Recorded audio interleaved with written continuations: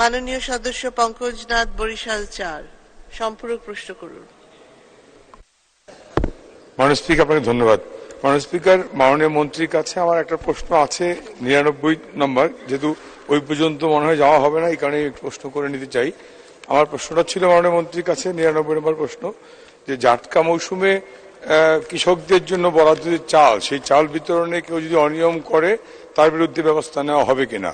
জাটকা নিয়ে আমরা গর্ব করে বলতে পারি মাননীয় প্রধানমন্ত্রী জননেত্রী শেখ হাসিনা সেই সাহসী নেত্রী, যিনি আমাদের মেঘনা উপকূলীয় অঞ্চলের একেবারে প্রান্তিক জেলেদের জন্য বিনা পয়সায় জাটকা মৌসুমে তাদের পুনর্বাসনের জন্য 40 কেজি করে চাল 4 মাস দিয়ে থাকেন, এবং প্রজনন মৌসুমে 25 কেজি করে চাল দিয়ে থাকেন।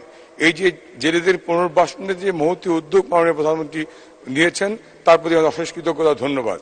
আমি গর্ব করে বলতে পারি 1999 সালে যখন আমি বলছি 1999 সালে যখন কোস্ট গার্ড পয়দা হয় নাই, তখন মাননীয় প্রধানমন্ত্রীর কাছে আমার একটা ব্যক্তিগত আবেদন ছিল যে জাটকার ইনফ্যাক্ট তখন চাবিলা ছোট্ট ইলিশের পোনাকে বিক্রি করা হতো।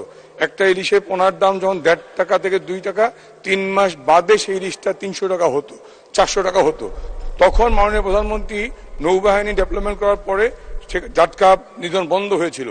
সেই ফলশ্রুতিতে কিন্তু আজকে জাটকা সংরক্ষণের উদ্যোগ। মাননীয় বলছি, এই জাটকা মৌসুমে জেলেদের জন্য বরাদ্দ চাল কোন দুষ্ট জনপ্রতিনিধিরা 80 কেজি 2 মাস অন্তর চাল দেয়, প্রতি মাসে 40 কেজি, 2 মাসে 80 কেজি।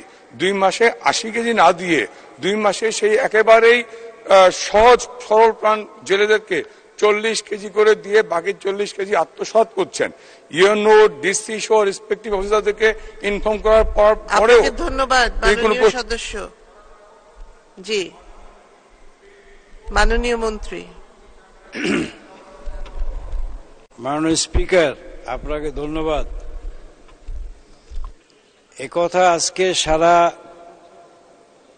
জাতিই জানে যে বঙ্গবন্ধু কন্যা শেখ হাসিনা, আমাদের মাননীয় প্রধানমন্ত্রী, তিনি একটি মানবিক দায়িত্ববোধের জায়গা থেকে প্রান্তিক জনগোষ্ঠী বলেন, হতদরিদ্র মানুষ বলেন, এবং গৃহহীনদের ঘর দেওয়া বলেন, তার এই দৃষ্টিভঙ্গির জায়গা থেকে তিনি আন্তরিকভাবেই সেই কাজগুলো সম্পন্ন করে থাকেন।